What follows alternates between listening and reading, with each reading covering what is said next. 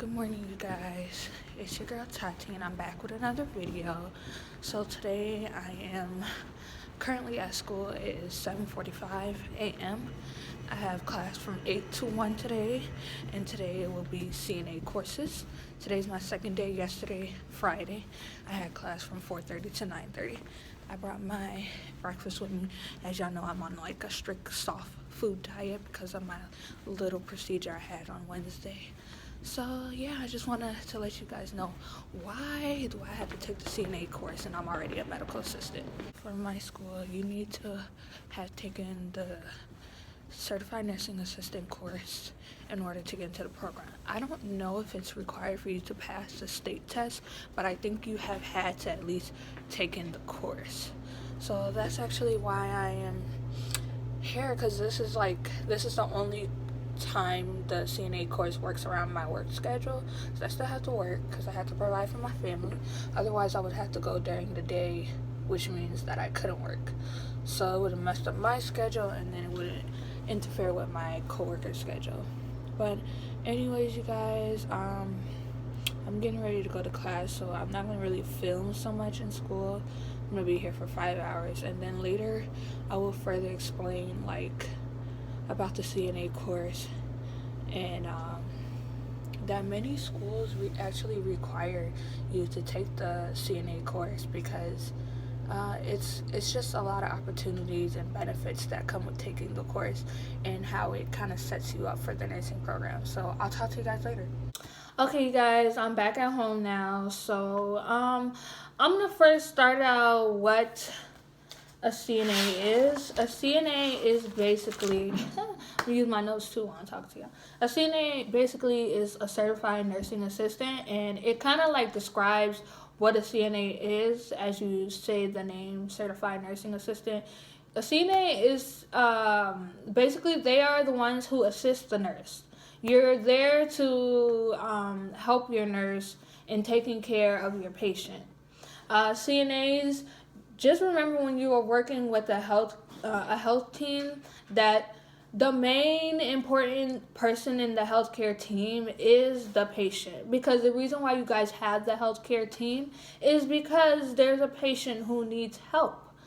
So always remember that when you are signing up for this course, that you read the course description and understand that you are going to be dealing with patients who are in need, or who need help, or who are also, you probably will be uncomfortable showering them, feeding them, and all that. But you have to remember that these people used to be capable of doing those things. So, I mean, you can imagine, how would you feel if someone was feeding you besides your significant other? You would kind of feel weirded out.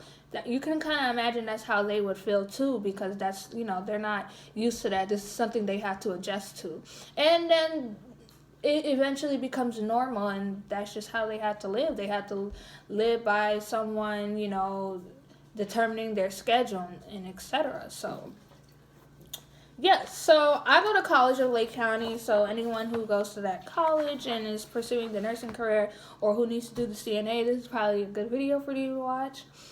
I have 20 modules, which consist of a whole bunch of chapters. I can't even define how many chapters are in each module.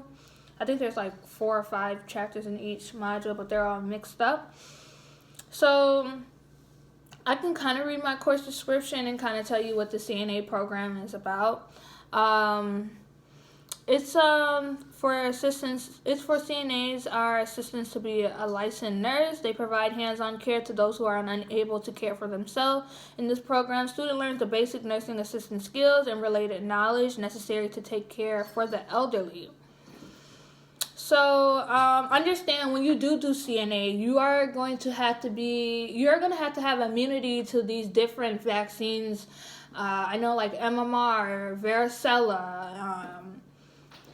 I can't quite think if there's any more. I know you need to have a TB that needs to be a year. It has to be a year. What else? I think that's all I had to have. I had to have immunity, TB. I didn't need a flu shot.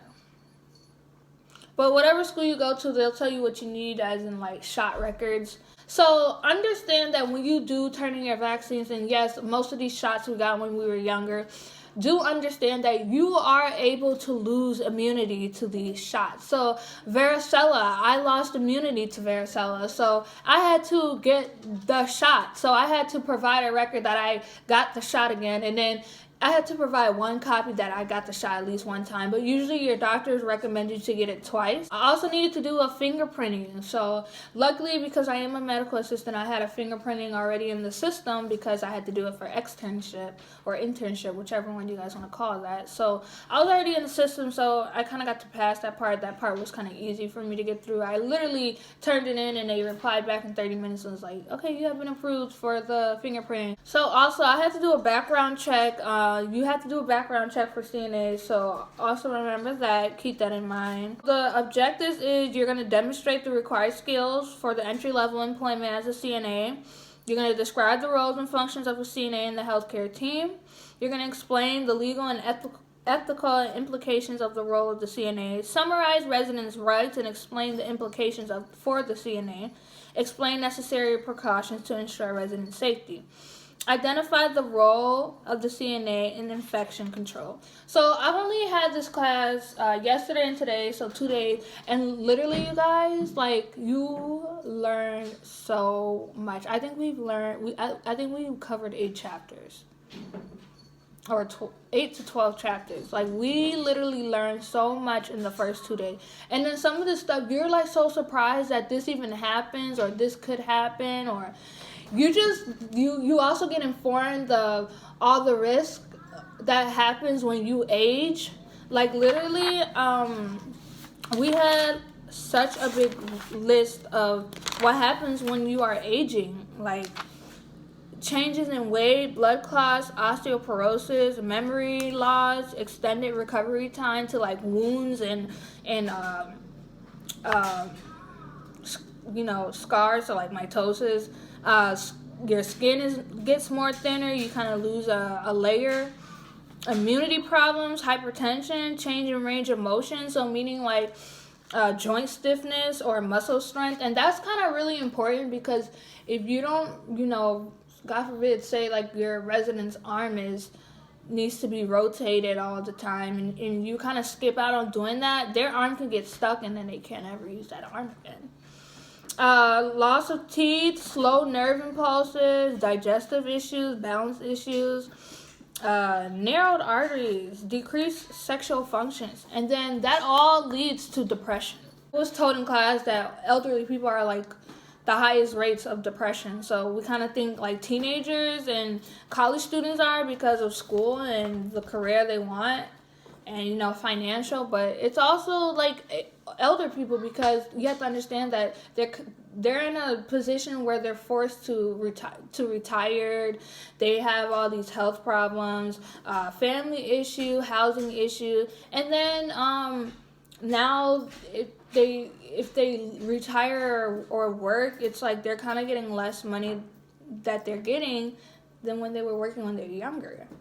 And then a lot of people don't want to retire, because they'll be bored. And people had this big image that, elder people retire, they have money, so they have time to travel and they have money to travel. That's not how it is, literally.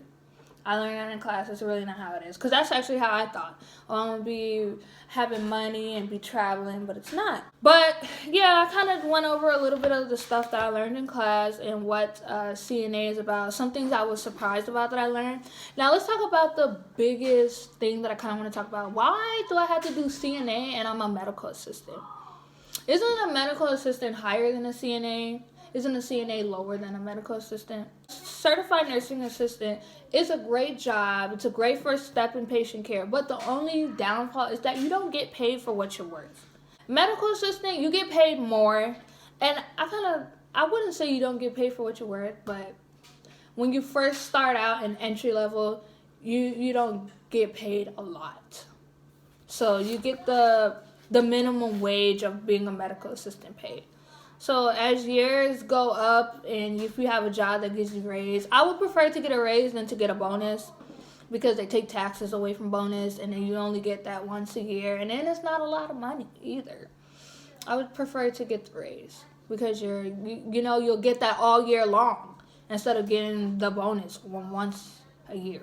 The reason why I have to take the class to be a certified nursing assistant, and by the way, I am planning on taking the state's test. I know I remember telling you guys in the beginning of the video that I don't think you had to take the state test for CLC in order to get admitted into the nursing program. I think you just have to take the course, but don't, take my word for it. That's what I heard. But I'm taking the state test because I don't want to be in no hole. And why not take the state test? I mean, if you're going to take the final exam, I would take the state test like a week or two after because it's fresh in your head. But I have to take this class because it's a requirement for my nursing program. And it's kind of required at a lot of schools, so it's not like I'm just going to find my way out of it. And I'm trying to take the community college way because it is more cheaper. And it's more beneficial for me because I can still work and I can still be a mother. And I can also still be a girlfriend and a family member to my, family. So I like that I get to still keep my life, but I also have something to do and I'm, trying to do better with my life. So I think I'm going to like this. I know as a medical assistant, I'm not saying I dislike geriatric. Geriatric stands for branch of medicine for like the elders. So it's like working with elderly people. That's their medical term that we call them.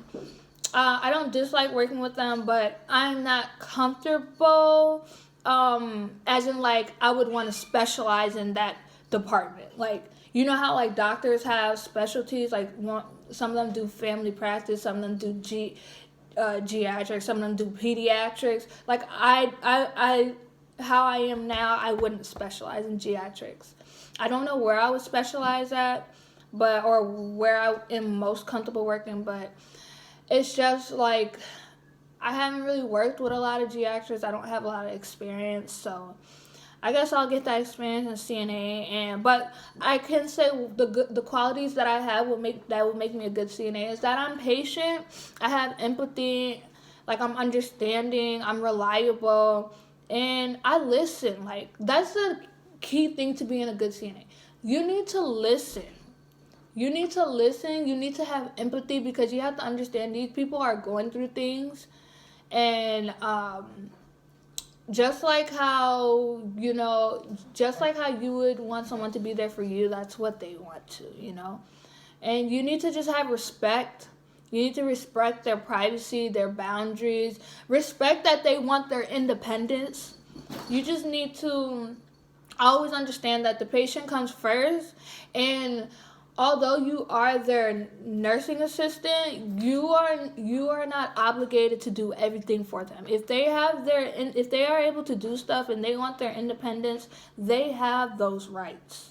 So remember that. But I think that me doing CNA is also beneficial because when I get into the nursing program, I plan on going part-time. I do not plan on working full-time. I kind of want to be really dedicated because this is that's a big field that everyone, goes for. And I don't want to have to fail my exam or my board test because I was too focused working and I didn't have time to study. When I become a CNA, I'm going to put that under my, certifications. I mean, it's not going to help me get more money, but I mean, it's nice to know that, you accomplish stuff. You want to be acknowledged about it.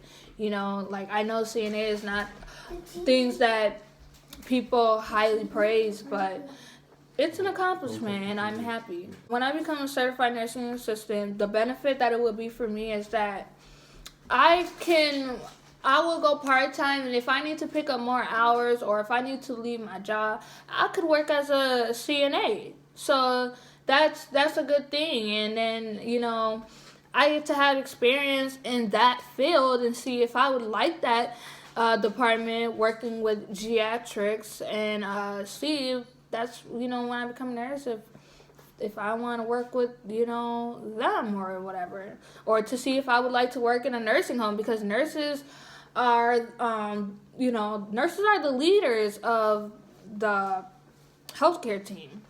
You know, they're the ones that make the orders. They can, do nursing diagnosis, as in like constipation and stuff. And they're the ones that makes the orders. They're the ones that give the rules. They're the ones that set out the plan and say, okay, they're in charge of the whole entire nursing staff. So I could see if that's the type of setting that I prefer to work in, because right now I work for an organization. They're a hospital and a medical group. So I like where I am now, but you never know. I could probably like that and transfer to that and say, hey, bye hospital, I want to go to a nursing home. I just think that the variety of options, although I had to kind of go backwards, it's still a lesson and a great experience. So don't get discouraged if you are a medical assistant and you have to take the CNA class. So when I first found out, I was trying to find my way all around. Like, I got my diploma. They're like, I'm sorry, sweetheart, you still have to be certified. So I'm not discouraged anymore. I'm glad. The first day was actually great because she started teaching right away. Look, you guys, like, be a sufficient student in class. Like, I am taking notes for days. I had to skip some of that. Like, don't be afraid to take notes. Take the notes. I literally write almost everything the teacher said, because whatever the teacher says is what's going to be on the test. And then I have my nursing assistant book, and then I also have the workbook too. So it teaches me all this stuff, and you get to learn how other people's job role is, and they're the ones that introduce Vital. You get to learn abbreviations that are used in the doctor's office or the healthcare's office. So yeah, that's my experience so far about being a student CNA, or a CNA student, whatever you want to call it. But alright, you guys, hopefully you like this video. Hopefully that I explained everything detail for detail. If you have any questions, please comment below or inbox me on my social medias that I have listed. Preferably like Instagram, or you can leave the comments down below. Alright, you guys, peace.